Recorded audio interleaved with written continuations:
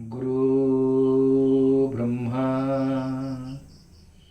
गुरु विष्णु गुरुदेवो महेश्वर गुरु साक्षात् परब्रह्म तस्मै श्री गुरुवे नमः। तमेव माता च पिता तमेव बन्धु च सखा तमेव विद्यादर्विनं तमेव सर्वमं देवदेव। नमः शिवाय हर हर भोले नमः शिवाय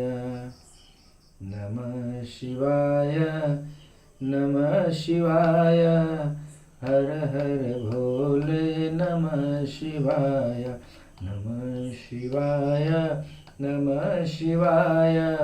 हर हर भोले नमः शिवाय नमः शिवाय।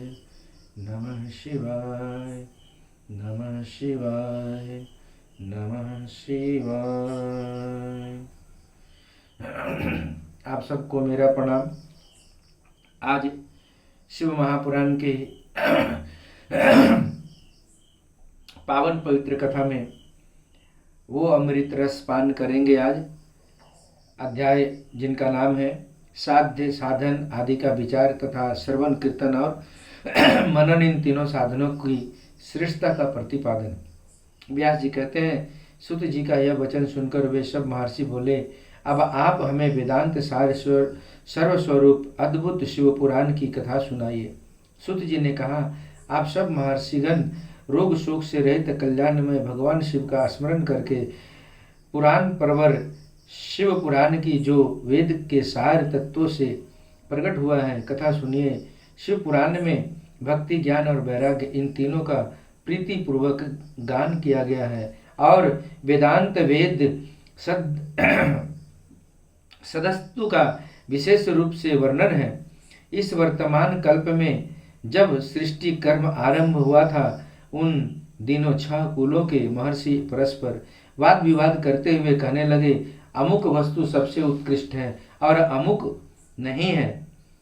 उनके इस विवाद ने अत्यंत महान रूप धारण कर लिया। तब वे सब के सब अपनी शंका के साधन के लिए सृष्टिकर्ता अविनाशी ब्रह्मा जी के पास गए और हाथ जोड़कर विनय भरी वाणी में बोले, प्रभु, आप संपूर्ण जगत को धारण पोषण करने वाले हैं तथा समस्त कारणों के भी कारण हैं।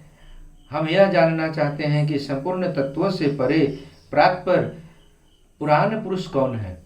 ब्रह्मा जी ने कहा, जहाँ से मन सहित वाणी उन्हें न पाकर लौट आती है तथा जिनसे ब्रह्मा विष्णु रुद्र और इन आदि से युक्त यह संपूर्ण जगत समस्त भूतों एवं इंद्रियों के साथ पहले प्रकट हुआ है, वे ही ये देव महादेव सर्वज्ञ एवं संपूर्ण जगत के स्वामी हैं। यही सबसे उत्कृष्ट हैं। भक्ति से ही इनका साक्षात्कार होता है, दूसरे किसी उपाय से कहीं इनका दर्शन नहीं होता। रुद्र, हरि, हर तथा अन्य देवेश्वर सदा उत्तम भक्ति भाव से उनका दर्शन करना चाहते हैं। भगवान शिव में भक्ति होने से मनुष्य संसार बंधन से मुक्त हो जाता है। देवता के कृपा प्रसाद से उनमें भक्ति होती है।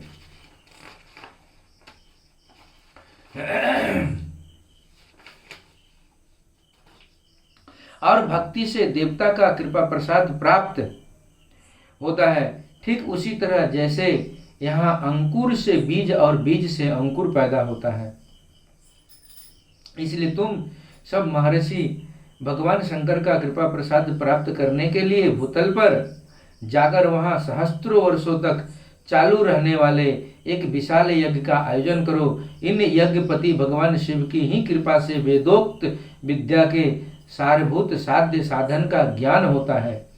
शिव पद की प्राप्ति ही साध्य है, उनकी सेवा ही साधन है तथा उनके प्रसाद से जो नित्य नैमित्तिक आदि फलों की ओर से निःस्पृह होता है, वही साधक है। वेदोक्त कर्म का अनुष्ठान करके उसके महान फल को भगवान शिव के चरणों में समर्पित कर देना ही परमेश्वर पद की प्राप्ति है। वही सालोक्य आदि के क्रम से प्राप्त होने वाली मुक्ति है। उन पुरुषों की भक्ति के अनुसार उन सबको उत्कृष्ट फल की प्राप्ति होती है। उस भक्ति के साधन अनेक प्रकार के हैं, जिनका साक्षात महेश्वर ही प्रतिपादन किया है। उनमें से सारभूत साधनों को संक्षिप्त करके मैं बता रहा हूँ। कान से भगवान के नाम गुण और लीलाओं का श्रवण, वाणी द्वारा उनका कीर्तन तथा मन के द्वार उनका मनन, इन तीनों को महान साधन कहा गया है। तात्पर्य यह है कि महेश्वर का श्रवण, कीर्तन और मनन करना चाहिए। यह श्रुति का वाक्य हम सबके लिए प्रमाणभूत है। इसी साधन से संपूर्ण मनोरथों की सिद्धि में लगे हुए आप लोग परम साध्य को प्राप्त हों। लोग प्रत्यक्ष वस्तु को आंख से देखकर उसमें प्रवृत्त होते हैं, परंतु जिस वस्तु का कहीं भी प्रत्यक्ष दर्शन नहीं होता, उसे श्रवणों इंद्रियों द्वारा जान सुनकर मनुष्य उसकी प्राप्ति के लिए चेष्टा करता है। अतः पहला साधन श्रवण ही है। उसके द्वारा गुरु के मुख से तत्वों को सुनकर श्रेष्ठ बुद्धि वाला विद्वान पुरुष अन्य साधन, कीर्तन एवं मनन की सिद्धि करके क्रमशः मनन प्रयत्न इस साधन की एक अच्छी तरह साधना कर लेने पर उसके द्वारा सालोक्य आदि के क्रम से धीरे धीरे भगवान शिव का संयोग प्राप्त होता है।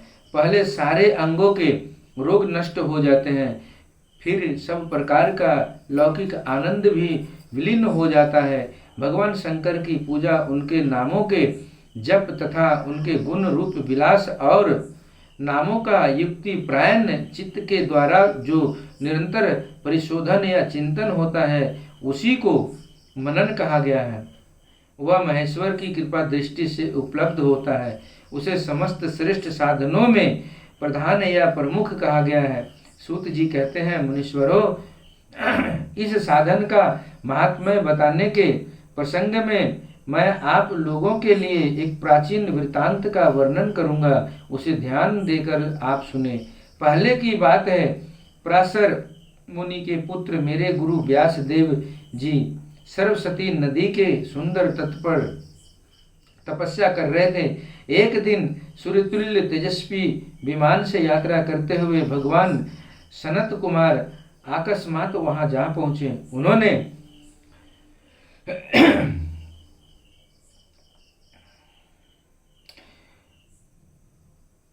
संस्कृत श्लोक है कुछ, श्रोत्रेण श्रवणं तस्य वचसा कीर्तनं तथा मनसा मननं तस्य महासाधन मुच्यते। मेरे गुरु को वहां देखा, वे ध्यान में मग्न थे। उससे जागने पर उन्होंने ब्रह्मापुत्र सनत कुमार जी को अपने सामने उपस्थित देखा। देखकर वे बड़े वेग से उठे और उनके चरणों में प्रणाम करके मुनि ने उन्हें अधैर्य दिया और देवताओं के बैठने योग्य आसन भी अर्पित किया। तब प्रसन्न हुए भगवान सनत कुमार विनीत भाव से खड़े हुए व्यास जी से गंभीर वाणी बोले, मुने तुम सत्य वस्तु का चिंतन करो। वह सत्य पदार्थ भगवान शिव ही है, जो तुम्हारे साक्षात्कार के विषय होंगे। भगवान शंकर का श्रवण, कीर्तन, मनन, ये तीन महतर साधन कहे गए हैं। ये तीनों ही वेद समस्त हैं। पूर्व काल में मैं दूसरे साधनों के संभ्रम में पड़कर घूमता घामता मंदराचल पर जा पहुंचा और वहां तपस्या करने लगा। तदंतर महेश्वर शिव की आज्ञा से भगवान नंदीश्वर वहां आए। उनकी मुझ पर बड़ी दया थी। वे सबके साक्षी तथा शिवगणों के स्वामी भगवान नंदीश्वर मुझे स्नेह पूर्वक मुक्ति का उत्तम साधन बताते हुए बोले कि भगवान शंकर का श्रवण, कीर्तन और मनन ही ये तीनों साधन वेद समस्त है और मुक्ति के साक्षात कारण है। यह बात स्वयं भगवान शिव ने मुझसे कही है। अतः ब्राह्मण, तुम श्रवणादि तीनों साधनों का ही अनुष्ठान करो। व्यास जी से बारंबार ऐसा कहकर अनुगामियों सहित ब्रह्मापुत्र सनत कुमार परम सुंदर ब्रह्म धाम को चले गए। इस प्रकार पूर्व काल के इस उत्तम वृतांत का मैं संक्षेप से वर्णन किया है। ऋषि बोले, सुत जी, श्रवणादि तीन साधनों को आपने मुक्ति का उपाय बताया है, किंतु जो श्रवण आदि तीनों साधनों में असमर्थ हो वह मनुष्य किस उपाय का अवलंबन करके मुक्त हो सकता है? किस साधनभूत कर्म के द्वारा बिना यत्न के ही मोक्ष मिल सकता है? अध्याय 3 से 4। भगवान शिव के लिंग एवं साकार विग्रह की पूजा के रहस्य तथा महत्व का वर्णन। सूत जी कहते हैं, शौनक, जो श्रवण, कीर्तन और मनन इन तीनों साधनों के अनुष्ठान में समर्थ ना हो, वह भगवान शंकर के लिंग एवं मूर्ति का स्थापना करके नित्य उसकी पूजा करे तो संसार सागर से पार हो सकता है। वंचना अथवा छल ना करते हुए अपनी शक्ति के अनुसार धन राशि ले जाए और उसे शिवलिंग अथवा शिव मूर्ति की सेवाएं लिए अर्पित कर दे। साथ ही निरंतर उस लिंग एवं मूर्ति की पूजा भी करे। उसके लिए भक्ति भाव से मंडप, गोपुर, तीर्थ, मठ एवं क्षेत्र की स्थापना करें तथा उत्सव रचाएं। वस्त्र, गंध, पुष्प, धूप, दीप तथा पुआ और साग आदि व्यंजनों से युक्त भांति भांति के भक्ष्य भोजन अन्य नैवेद्य के रूप में समर्पित करें। छत्र, ध्वजा, व्यंजन, चामर तथा अन्य अंगों सहित राजोपचारिक भांति सब सम्मान भगवान शिव के लिंग एवं मूर्ति को चढ़ाएं। प्रदक्षिणा, नमस्कार तथा यथाशक्ति जप करें। आवाहन से लेकर विसर्जन तक सारा कार्य प्रतिदिन भक्ति भाव से संपन्न करें। इस प्रकार शिवलिंग अथवा शिव मूर्ति में भगवान शंकर की पूजा करने वाला पुरुष श्रवणादि साधनों का अनुष्ठान न करे तो भी भगवान शिव की प्रसन्नता से सिद्धि प्राप्त कर लेता है। पहले के बहुत से महात्मा पुरुष लिंग तथा शिव मूर्ति की पूजा करने मात्र से भवबंधन से मुक्त हो चुके हैं। ऋषियों ने पूछा, मूर्ति में ही सर्वस्त्र देवताओं की पूजा होती है, लिंग में नहीं, परंतु भगवान शिव की पूजा सब जगह मूर्ति में और लिंग में भी क्यों की जाती है? सूत जी ने कहा, मुनीश्वर, तुम्हारा यह प्रश्न तो बड़ा ही पवित्र और अत्यंत अद्भुत है। इस विषय में महादेव जी ही वक्ता हो सकते हैं। दूसरा कोई पुरुष कभी और कहीं भी इसका प्रतिपादन नहीं कर सकता। इस प्रश्न के समाधान के लिए भगवान शिव ने जो कुछ कहा है और उसे मैंने गुरु जी के मुख से जिस प्रकार सुना है उसी तरह क्रमशः वर्णन करूंगा। एकमात्र भगवान शिव ही ब्रह्म स्वरूप होने के कारण निष्कल निराकार कहे गए हैं। रूपवान होने के कारण उन्हें सकल भी कहा गया है, इसलिए वे सकल और निष्कल दोनों हैं। शिव के निष्कल निराकार होने के कारण ही उनकी पूजा आधारभूत लिंग भी निराकार ही प्राप्त हुआ है, अर्थात शिवलिंग शिव के निराकार स्वरूप का प्रतीक है। इसी तरह शिव के सकल या साकार होने के कारण उनकी पूजा का आधारभूत विग्रह साकार प्राप्त होता है, अर्थात शिव का साकार विग्रह उनके साकार स्वरूप का प्रतीक होता है। सकल और अकल समस्त अंग आकार सहित साकार और अंग आकार से सर्वथा रहित निराकार रूप होने से ही वे ब्रह्मा शब्द से कहे जाने वाले परमात्मा हैं। यही कारण है कि सब लोग लिंग निराकार और मूर्ति साकार दोनों में ही सदा भगवान शिव की पूजा करते हैं। शिव से भिन्न जो दूसरे देवता हैं वे साक्षात ब्रह्मा नहीं है, इसलिए कभी भी उनके लिए निराकार लिंग नहीं उपलब्ध होता। पूर्व काल में बुद्धिमान ब्राह्मण सनत कुमार मुनि ने मंदराचल पर्वत पर नंदीश्वर से इसी प्रकार प्रश्न किया था। सनत कुमार बोले, भगवान शिव से भिन्न जो देवता हैं उन सब की पूजा के लिए सर्वत्र प्राय वेर मूर्ति मात्र ही अधिक संख्या में देखा और सुना जाता है। केवल भगवान शिव की ही पूजा में लिंग और वेर दोनों का उपयोग देखने में आता है। अतः कल्याणमय नंदीश्वर इस विषय में जो तत्व की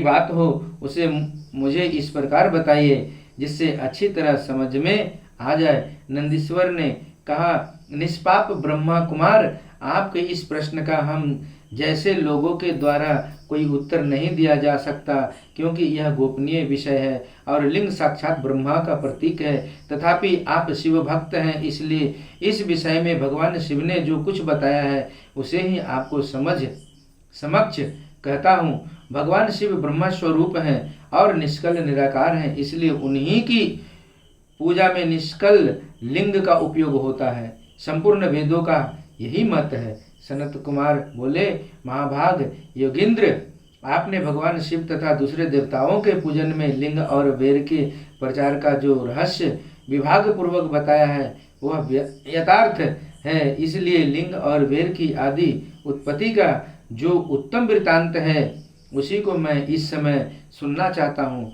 लिंग के प्राकट्य का रहस्य सूचित करने वाला प्रसंग मुझे सुनाइए। इसके उत्तर में नंदीश्वर ने भगवान महादेव के निष्कल स्वरूप लिंग के आविर्भाव का प्रसंग सुनाना आरंभ किया। उन्होंने ब्रह्मा तथा विष्णु के विवाद, देवताओं की व्याकुलता एवं चिंता, देवताओं का दिव्य कैलाश शिखर पर गमन, उनके द्वारा चंद्रशेखर महादेव का स्तवन, देवताओं से प्रेरित हुए महादेव जी का ब्रह्मा और विष्णु के विवाद स्थल में आगमन तथा दोनों के बीच में निष्कल आदि अंत रहित भीष्म अग्निस्तंभ के रूप में उनका आविर्भाव आदि प्रसंगों की कथा कही। तदंतर श्री ब्रह्मा और विष्णु दोनों के द्वारा उस ज्योतिर्मय स्तंभ की ऊंचाई और गहराई था लेने की चेष्टा एवं केतकी पुष्प के शाप वरदान आदि के प्रसंग भी सुनाइए। आज की कथा महेश्वर शिव मेरे गुरु महादेव के श्री चरणों में यहीं विराम देता हूँ। आगे की शिव पुराण की अमृत रस की कथा मैं अगले वीडियो में सुनाऊंगा, जो महेश्वर का ब्रह्मा और विष्णु को अपने निष्कल और सकल स्वरूप का परिचय देते हुए लिंग पूजन का महत्व बताना। आप सबको मेरा फिर से प्रणाम। मेरे गुरु महादेव के चरणों में फिर से मेरा प्रणाम। नमः शिवाय, नमः शिवाय, नमः शिवाय, नमः शिवाय, नमः शिवाय, हर हर भोले, नमः शिवाय, नमः शिवाय, नमः शिवाय, हर हर भोले, नमः शिवाय।